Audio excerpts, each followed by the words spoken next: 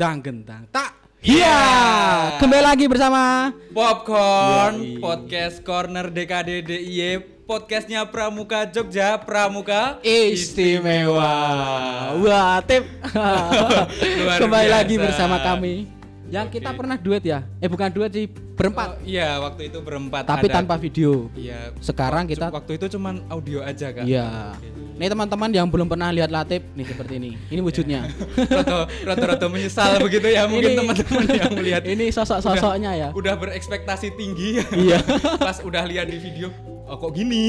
Macet gagi. Iya, macet gagi gitu ya. Nah, Ya. Latif, pada kesempatan hari ini Iya, Kak. kita akan akan memberikan sedikit pembahasan tentang pendidikan kita. Iya, tentang Pendidikan. Udah selaras ya, ini kita pada pakai alma mater. Alma mater. Ini saya pakai OSIS ya, guys. Jadi saya masih SMA di sini. Asini wak. Iya. Ini saya juga pakai alma mater tapi Universitas. Jadi kita menunjukkan bahwa kita itu masih sebagai penegak, ini saya Pandega. Pandega. Tapi dengan dikemas dengan hal yang berbeda. Iya. Itu ya. Iya, lebih universal. Oh iya. Loh, Tapi tetap bangga kan kita pakai alma mater tercinta. Tetap ganteng kan? Ya tapi ya walaupun di DKD yang ganteng Ade, tapi ya saya yang paling ganteng. Yo, kalau di sini kita lah. Ya, Tep. Oke. Kali ini luar biasa sekali Mas, Iya, podcast kita kali ini spesial, ada tema-temanya orang-orang pendidikan begitu ya. Oke, di samping setiap tahun kita mengalami peningkatan. Wah, setiap podcast kita mengalami peningkatan. Mungkin waktu dulu masih suara tok, terus kita mulai video, tapi narasumbernya masih dari teman-teman gitu kan. Kemudian kita mulai naik lagi, kita pakai narasumbernya dari Kak Warda, kemudian Kak Mangkubumi, kita Kemudian hadirkan ada Kak Hayu. Iya. Sekarang kita tingkatkan lagi ke tingkat internasional begitu. Kita hadirkan tamu kita dari Luar negeri. tapi udah kita nasionalisasi. Sudah. Kita nasionalisasi. KTP sudah DIY ya? Indonesia, warga Indonesia. negara Indonesia. Siapa lagi kalau bukan Kak Arifin. Tepuk tangan dong. Selamat datang Kak Arifin. Terima kasih. Ini Sir kita panggilnya ya. Oh, are you sir? Sugeng enjing Kak. Selamat datang Kak Arifin. Terima Selamat kasih. datang di podcast Dewan Kerja Iya, Daerah iya, iya. Popcorn. Ya, Dewan Kerja Daerah Istimewa Yogyakarta. Apa kabar Kak Arifin? Baik, alhamdulillah. Semangat ya, Hebat walaupun semua. puasa kita tetap Ya. semangat Kak ya. Ya. Iya. Jadi Kak Arifin ini merupakan wakil ketua bidang Bina Muda. Bener Kak? Ya, Wah. Wakil Ketua Warda Bidang Bina Muda. Nah, kita boleh tanya nggak Kak? Boleh. Di bagian bidang muda itu ngapain aja sih Kak? Bidang Bina Muda itu menangani tentang pramuka ya, yang ditangani itu pramukanya. Oleh karena itu karena yang ditangani pramuka itu, maka bagaimana pelaksanaan pendidikan kepramukaannya, SKU, SKK sampai Pramuka Garuda. Kemudian lembaganya kan selain di gugus depan dengan itu juga ada di Saka, maka Saka juga jadi bagian dari pemikirannya. Kemudian juga ada pramuka yang luar biasa, itu juga itu pramuka luar biasa. Ini pramuka luar biasa, Saka, kemudian gugus depan dalam artian SKU, SKK Pramuka Garuda, lalu ada Sako, ada Sako ya. Sebenarnya nggak cocok itu gugus Dharma, karena kebetulan Sako dan gugus Dharma jadi satu ya. Akhirnya di bawah Bina Muda, gugus Dharma harusnya di bidang di Binawasa harusnya gitu. Itu yang menangani itu. termasuk Racana begitu. Iya, otomatis itu kan anunya ya. Dalam arti pandeganya, bagaimana proses pelaksanaan pendidikan di kepenegaan, kepandikaan, siaga, penggalang, itu yang dicek supaya apakah menuju ke kualitasnya apa tidak itu. Baik Kak, kemudian kesibukan Kakak saat ini, terutama Kak Arifin ini juga merupakan kepala sekolah begitu nggih? Dulu. Oh, dulu. Sekarang itu saya sudah purna. Oh, sudah purna mulai 1 Mei 2020. Berarti udah mulai slow gitu kayak Kak nggih. Iya, sebenarnya kesibukan itu bergantung dirinya sendiri ya. apakah mau membuang-buang waktu ataukah mau memanfaatkan waktu. Jadi saya kan sebagai wakil ketua Kuarda tapi juga sebagai pelatih di cabang ya. Juga sebagai waktu itu Kakwaran di Mantri Jeron. Ya tentu di Pramuka aja udah ada tingkat 3. Lalu sekarang saya sebagai ketua komite di sekolah saya dulu yang saya jadi ini. Selain di kampung ada kegiatan tadarus, ada kegiatan itu. Nah, acara saya kalau pagi sampai siang itu kuliah di YouTuber gitu loh. Kuliah di YouTube gitu loh. Milenial. Jadi iya bisa ngulek webinar apa gitu ya. Terutama mesti di bidang pendidikan, kepemudaan, kemudian kepramukaan gitu. Gitu. Sehingga saya ini podcast ini nanti popcorn ini ya juga termasuk yang saya ikuti juga gitu. Itu nanti kalau sudah mulai saya baca-baca buku, baca-baca. Saya itu menjelang pensiun itu nyiapkan e-book ya. E-book itu hampir 926 file buku ya itu. Supaya tidak nganggur aja. Khawatir ini ngapain nanti. Sudah dijamin oleh negara ya digaji setiap tahun tapi nggak ngapa-ngapain ya saya harus.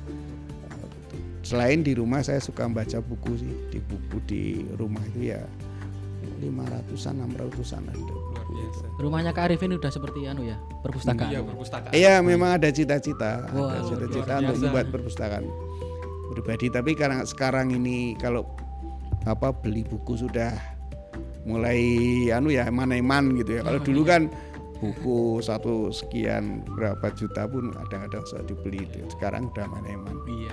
Nah, e-book itu yang cari di internet ya gitu. Berarti memang nggak salah nih kita menghadirkan Kak Arifin ke sini. Luar biasa memang. Terus ini ya Tep ya, kita kan pakai seragamnya ini pakai alma mater. Iya. Kak Arifin kan pakai batik. Jadi kan kita pas Kak Arifin juga bisa sebagai guru dan juga bisa sebagai dosen. Nah, kuliah hari ini kita dapat 2 SKS. Nah, tadi juga Kak Arifin bilang beliau hobinya mendengarkan webinar, melihat webinar dan juga podcast. Mungkin Tram Kreatif besok boleh ya Kak Arifin jadi host di sini. Oh iya. Kita bikin webinar sendiri. Dan juga podcast mungkin Kak Arifin besok bisa menjadi host di sini, menggantikan kita. Saya itu cenderung lebih suka mengikuti YouTube daripada Zoom. Jadi sering kan ngikuti, silakan daftar ke Zoom gitu. Saya kalau ada di YouTube-nya channel saya pakai YouTube sambil tiduran. Oh iya. Tidak usah Nggak pakai. harus on cam gitu Iya. Baru saja saya mau ngomong seperti itu. Karena saya juga merasakan. Apalagi YouTubean sambil tiduran megang HP. Wah, tiba-tiba plak HP. YouTube-nya yang nonton kita. Iya. Oke Arifin, kemudian nih pengalaman kakak nih selama menjadi tenaga pendidik apa saja tuh Kak? Mungkin saya itu kan hampir 30 tahun ya lama, menjadi pendidik. Ya, jadi dari selama 30 tahun itu sejak tahun 2000, saya tahun 1990 ya, sebagai tenaga pendidik. Itu merangkap itu. Jadi saya itu dulu juga staf kuartir daerah. Sama dengan Kak Barosi itu loh, staf kuartir daerah. Jadi kalau pagi di kantor kuartir daerah, kalau siang saya ngajar. Kebetulan saya ditempatkan walaupun pegawai negeri tapi ditempatkan di sekolah swasta itu. Iya. Itu enggak boleh disebut ya, enggak. Yang penting cuma di Yogyakarta. Di Yogyakarta. Kemudian terus selama 10 tahun itu. Itu 10 tahun. Jadi pagi bekerja di Kuarda, siang ngajar sampai sore, nanti kembali lagi ke kantor Kuarda menyelesaikan yang belum selesai. Bolak-balik kayak gitu selama 10 tahun sehingga nggak sempat tuh berpikiran untuk punya pacar pun nggak sempat gitu. Gitu.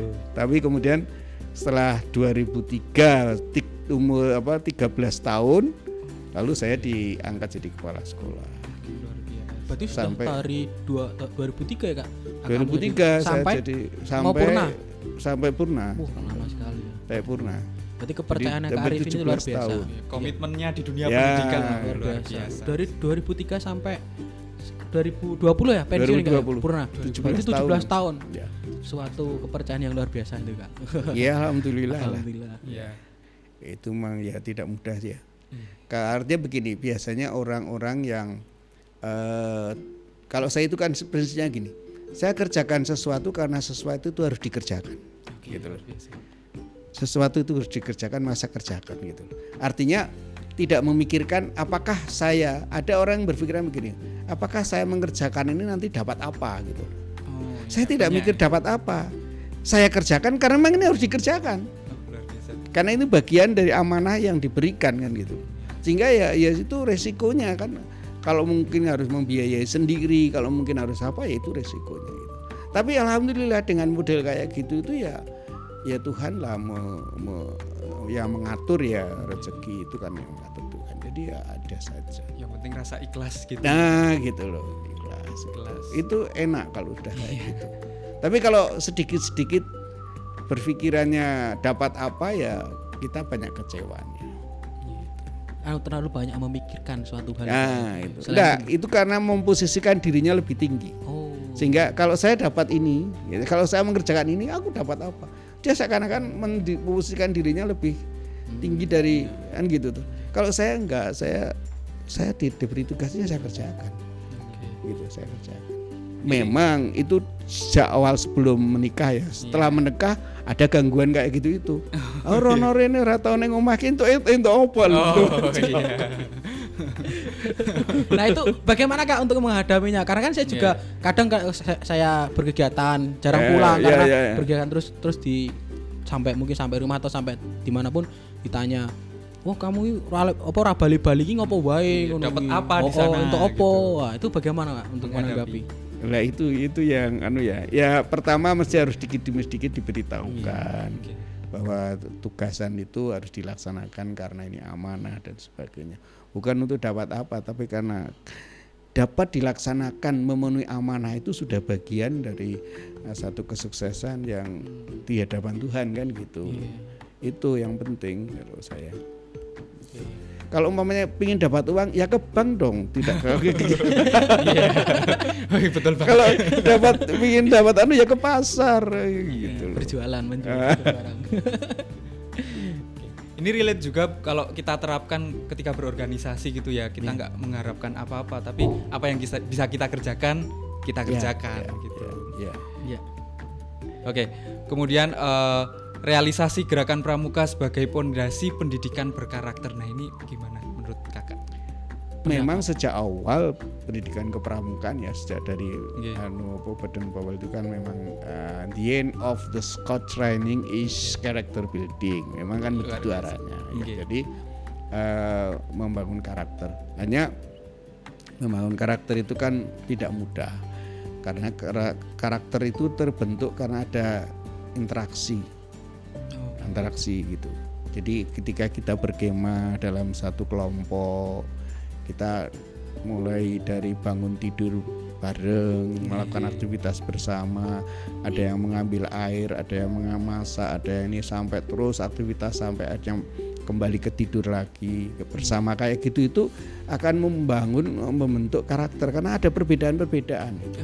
Ada perbedaan-perbedaan, ada yang tidurnya ngorok yang tidak suka, ada yang sukanya gelap, ada yang sukanya terang. Nah itu kita terbiasa dengan perbedaan-perbedaan gitu itu, lalu kita menempatkan yang benar itu gimana gitu.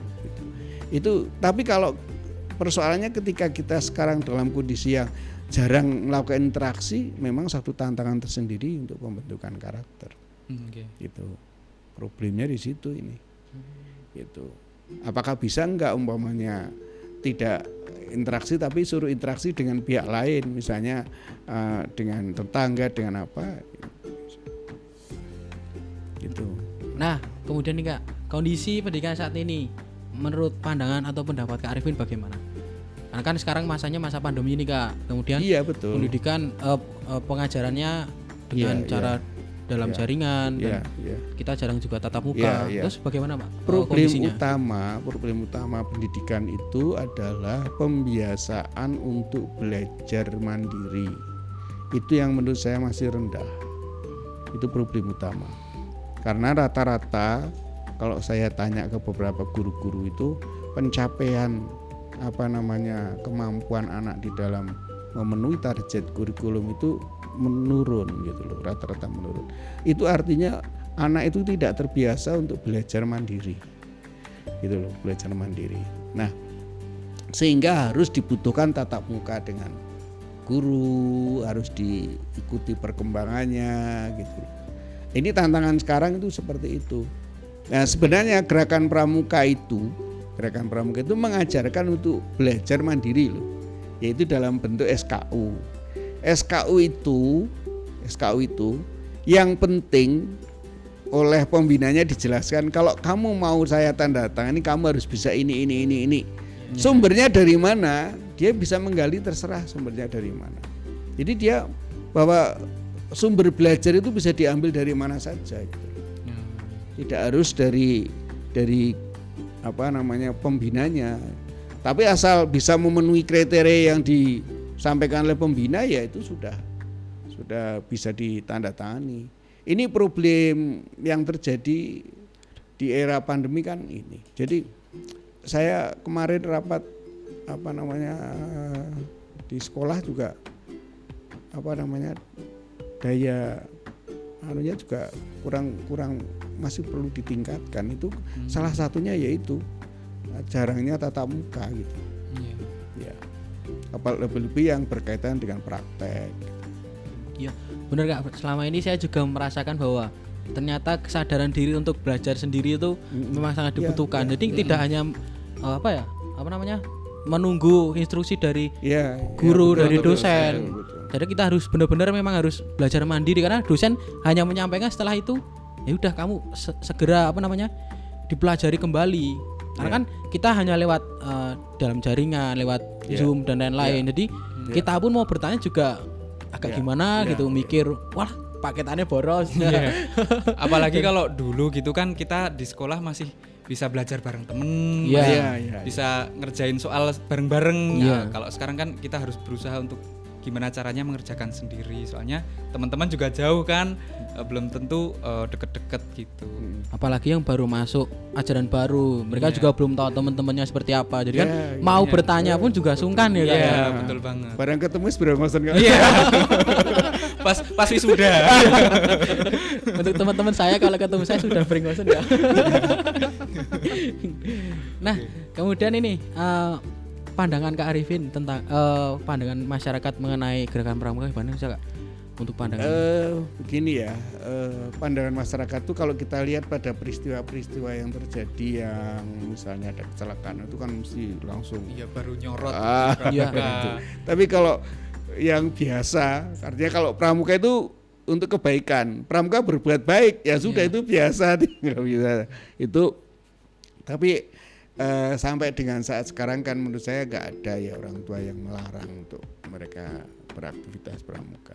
Kecuali kalau udah demo melarang ada pramuka, ada itu berarti rendah. Tapi kalau sekarang masih baik dan perhatian masyarakat, pemerintah juga masih baiklah. Hanya bagaimana kita yang mendapat kepercayaan untuk mengelola pramuka itu bisa memenuhi harapan dari masyarakat maupun harapan pemerintah. Itu yang harapannya minimal bagaimana supaya kualitas pramuka itu bisa dapat dicapai kan itu. Lah karena sekarang ukurannya kan pramuka Garuda ya. Jadi ya harus bagaimana mengupayakan bisa pramuka Garudanya lebih banyak dari yang ada sekarang. Apalagi sekarang pramuka itu sebagai tiang bangsa. Yang berkarakter, membentuk karakter. Masa nggak boleh kita berkegiatan? Ya itu. Ya seperti ini ya, saya kadang-kadang harusnya kan kayak prokes itu tidak diteorikan, harusnya dipraktekkan. Di mana prakteknya? Itu ya di sekolah-sekolah atau di kegiatan kepramukaan. Sepanjang di dalam menyelenggarakan kegiatan pramuka itu dipraktekkan betul, diatur tentang protokol kesehatan. Setiap kegiatan, misalnya kalau apel itu bagaimana protokol kesehatannya. Kalau nanti ada olahraga, bagaimana protokol kesehatannya.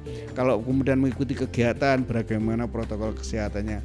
Itu maka peserta didik itu atau pramuka itu akan jadi ini tuh penerapan protokol kesehatan. Dicoba learning by doing. Tidak hanya kita dikenalkan protokol kesehatan lalu kegiatannya Zoom meeting. Bagaimana penerapannya? Bagaimana penerapannya gitu loh. Di sekolah juga gitu kan. Sekolah kan cenderung suruh di rumah saja. Padahal kalau kayak gitu asal sekolah itu betul-betul cermat mempelajari dan nanti akhirnya malah murid-murid itu bisa terbiasa. Oh, kalau begini kan kadang-kadang ini ya. Ketika saya rapat itu gimana untuk protokol kesehatan? Oh, sudah di tiap-tiap kelas sudah disediakan hand sanitizer, disediakan cadangan masker dan sebagainya. Loh, ini yang diprotokol itu kelasnya apa orangnya? Nah, gitu. Kalau orangnya kan harus dilihat dari sejak datang. Sejak datang itu loh ternyata nggak pakai masker. Nah, harus gimana? Nggak boleh masuk ke halaman sekolah dulu misalnya. Lalu sebelum masuk diperiksa suhu, kemudian suruh cuci kan gitu kan. Terus jadi orangnya yang diikuti gitu loh, bukan tersedianya itu ya gitu. Kadang-kadang diutamakan tersedianya sarana tetapi belum tentu pokoknya tersedia. Tapi rana sing ngawasi, rana sing ya itu. Oke, tadi kan Kak Arifin sudah menjelaskan bagaimana kondisi pendidikan saat ini. Nah, kemudian bagaimana sih Kak solusi pendidikan karakter di masa kini dan kaitannya dengan pramuka? Ya, solusi-solusi. Ya memang kalau berani kita mulai melakukan aktivitas dengan catatan protokol kesehatannya di panitianya ya. Panitianya betul-betul mendesain dengan protokol kesehatan pada setiap kegiatan. Kalau mau berani melakukan seperti itu bagus, salah satu alternatif. Tapi kalau kemudian masih kemudian misalnya kayak jambore, Zoom meeting. Ini Zoom meeting itu malah jadi apa ya? Kapan kita siapnya? Iya, kapan kita siapnya itu. Bahkan di Jawa Timur pun sudah ada kemah. Iya, kemah kesehatan toh. Kemah kesehatan dengan kemah tapi orientasi kesehatannya menjadi menonjol gitu loh. Jadi setiap aktivitas itu dideteksi atau dibuat ada checklistnya bagaimana berlangsungnya protokol kesehatan di situ. Kalau kita mau seperti itu ya, bahkan kan sebab Badan POM sendiri kan sudah lama itu berpikir bahwa ini pasti orang tua itu nggak begitu suka kalau anak-anaknya suruh kemah, kudanan dan sebagainya. Itu di dalam Scouting for Boys kan dijelaskan bahwa orang tua jangan takut kalau anaknya nanti kehujanan atau anaknya ini, karena dengan kebiasaan menghadapi seperti itu akan tumbuh imunitas, akan tumbuh gitu, terbiasa untuk di lapangan, terbiasa gitu. Jadi ada nilai-nilai yang bisa diraih. Memang ada persoalan seandainya hal-hal yang membahayakan tidak dideteksi dengan baik gitu. Tapi kan pembina kewajibannya kan itu supaya bagaimana kegiatan itu aman, nyaman, tapi juga menarik gitu. Tidak aman-nyaman apa Zoom meeting. Iya. Murah juga. Nah kemudian nih Kak, untuk pendidikan karakter di masa kini, di masa pandemi ini Kak, bagaimana sih Kak untuk mempertahankan dan mengembangkan pendidikan karakter, menjaga karakter sebagai kita itu sebagai pelajar, sebagai mahasiswa, untuk menjaganya bagaimana Kak? Ya pertama kita harus mempunyai kesadaran ya bahwa sebenarnya setiap manusia itu kan ada karakter otomatis. Yang kita inginkan melalui pendidikan, melalui kepramukaan itu kan karakter yang baik. Ya kan gitu, karakter yang baik gitu. Karena orang yang tidak pendidikan pun ada karakternya, tapi karakternya mungkin kurang baik gitu. Suka emosi, mudah marah, mudah apa gitu, mudah tersinggung kan gitu. Tapi kalau kita diberi wawasan, kita belajar banyak mengenal orang, banyak mengenal perbedaan-perbedaan, lalu kita menjadi bisa lebih mengendalikan emosi kita.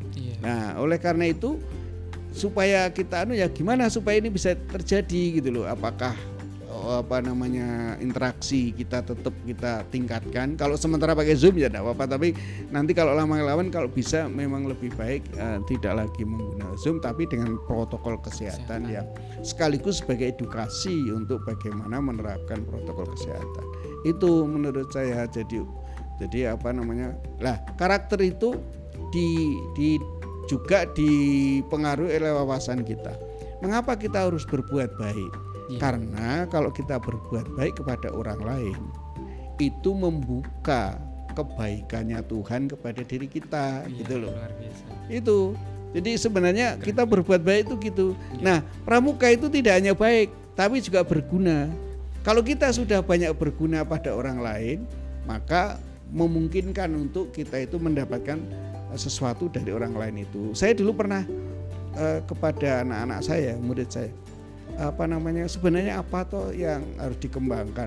Yang harus dikembangkan itu bagaimana kamu sebanyak-banyaknya berguna bagi orang lain. Kan gitu. Kalau kamu banyak berguna bagi orang lain, maka kamu dibutuhkan orang. Kalau kamu dibutuhkan orang, maka nilaimu jadi tinggi, kan gitu loh. Otomatis itu. Tapi kalau orang lain aja kamu tidak menempatkan dirinya sebagai orang yang berguna, lah ngapain orang lain mau mencari kamu, gitu loh. Lah oleh karena itu sekarang apa kebutuhan masyarakat, bisa nggak Anda itu memenuhi supaya Anda bisa berguna, kan gitu. Bagaimana supaya potensi yang ada diri kita itu diubah menjadi kompetensi, gitu loh. Orang yang bisa mampu melakukan sesuatu itu bermanfaat untuk banyak orang begitu. Betul. Jadi kalau saya dulu begitu. Saya dulu diajari oleh pembina saya. Kenapa toh kamu kok suruh pramuka itu?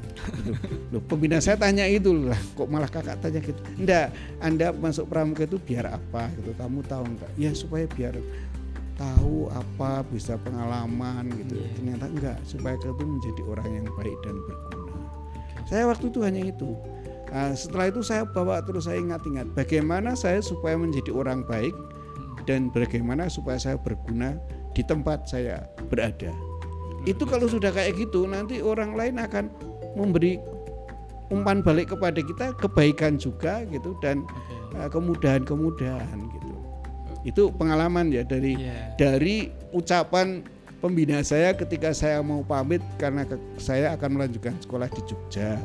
Saya terus dia cerita tentang itu, lalu pokoknya intinya kamu jadilah orang yang baik dan guna. Saya pelajari itu ternyata pramuka itu ya intinya itu ya. Tetapi itu tidak bisa diteorikan kalau kita tidak pernah berpengalaman berkemah, berinteraksi dengan orang, kemudian mengetahui pernah di misalnya digoda atau mungkin pernah diapusi oleh temennya sendiri, kan gitu kan? Kan gitulah. Artinya di kemah dia itu kan hal-hal kayak gitu kan, ada orang yang sangat egois, ada orang yang mau mengorbankan diri dan sebagainya. Oke, Mas Puguh, ini semakin menarik nih perbincangannya kita pada kesempatan kali ini. Nah, mungkin untuk penyemangat ini Kak, tantangan, peluang dan pengembangan ke depannya bagi para pelajar khususnya pramuka ke depan ini bagaimana? Ya, pertama memang pramuka itu harus mengetahui saya masuk pramuka itu ben opo gitu kan. Lalu kalau bisa ya raihlah prestasi di kepramukaan itu yang setinggi mungkin.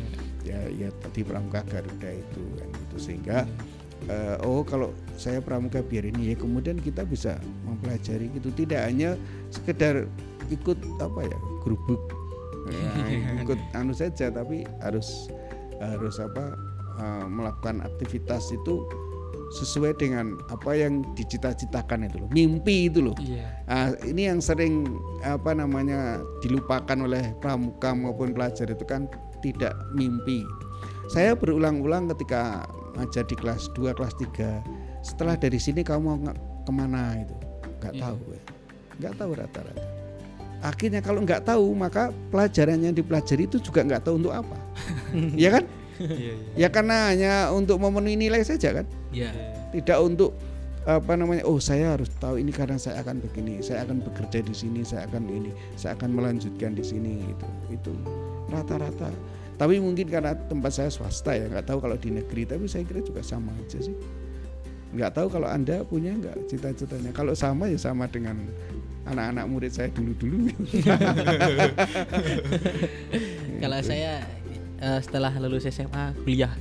Iya, itu cita-citanya. Kalau seperti itu, maka sejak awal ini sudah mulai kalau mau ke fakultas ini syaratnya apa, kalau mulai terus gitu sedikit demi sedikit ngikuti gitu loh.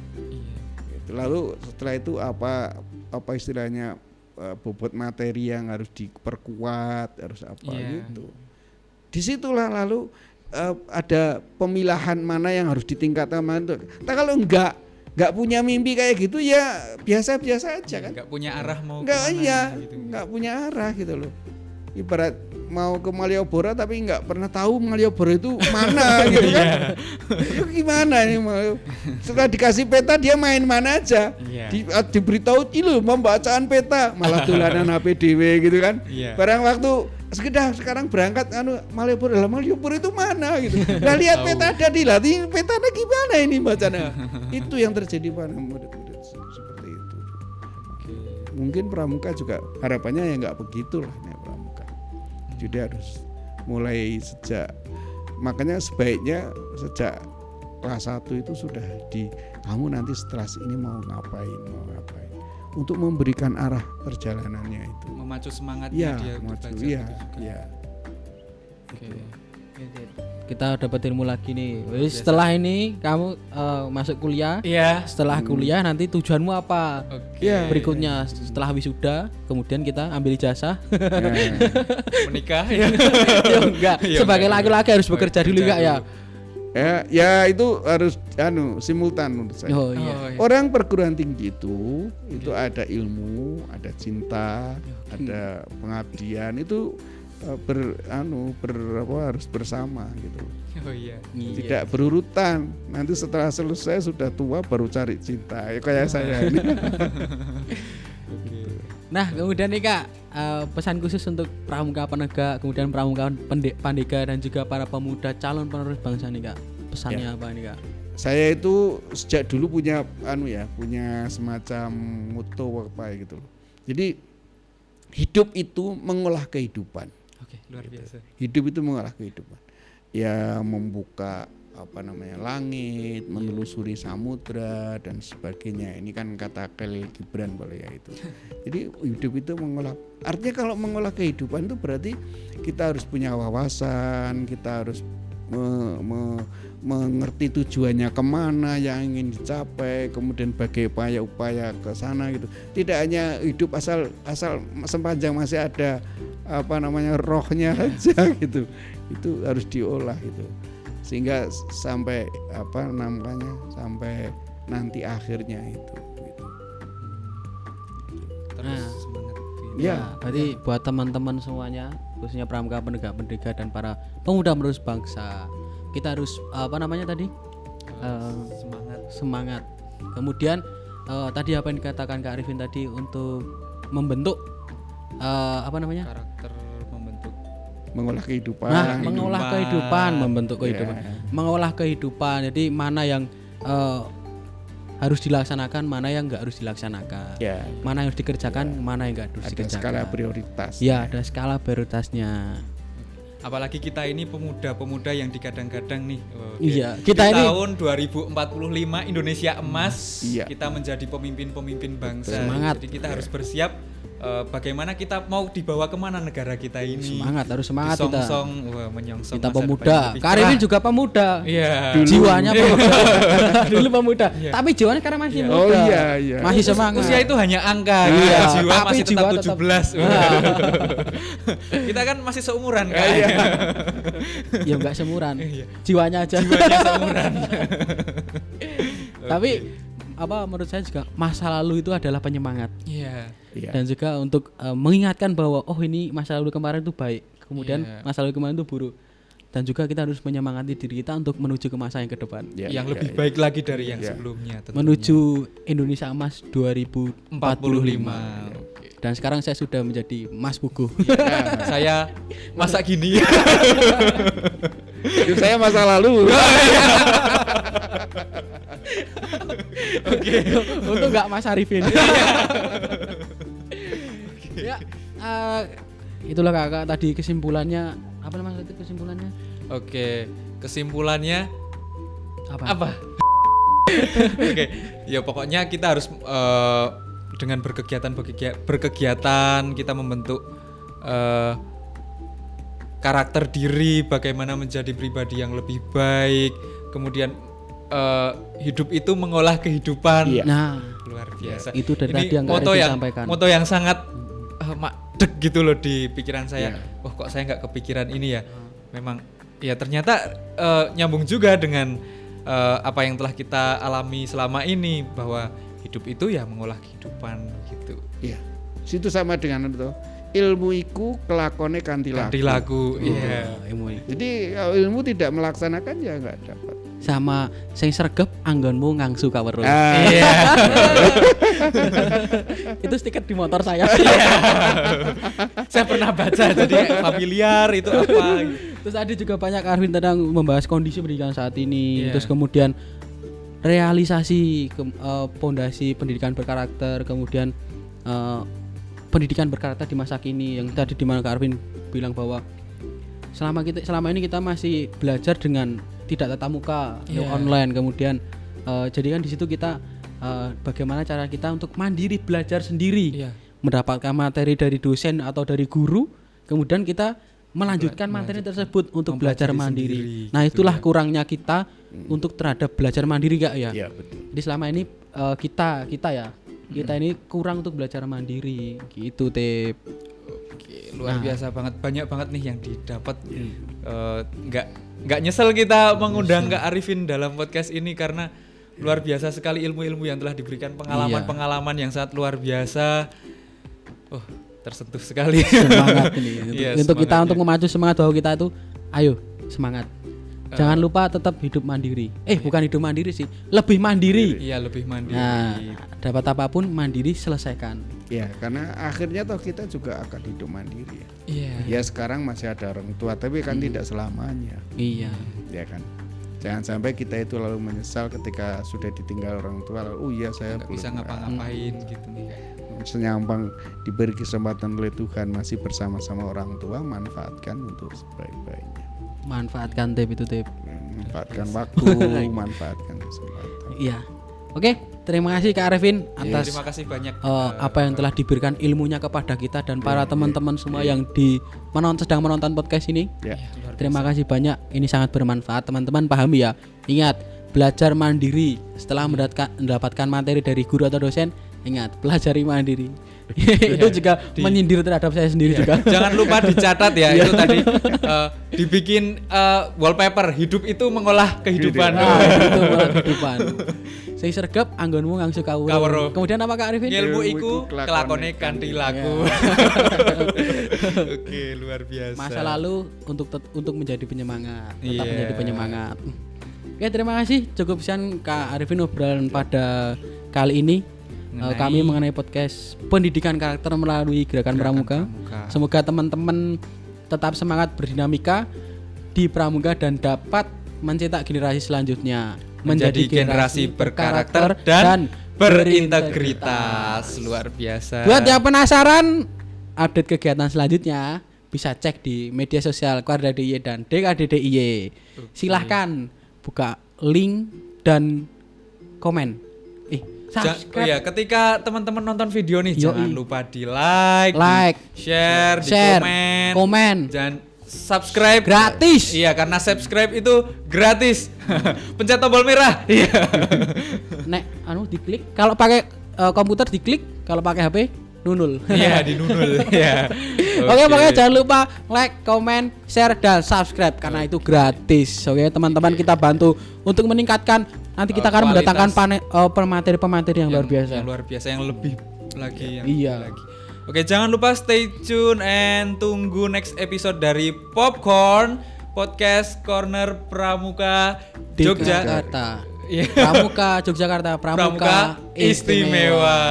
Sampai berjumpa kembali. Dang gendang tak. Dadah. Sampai jumpa.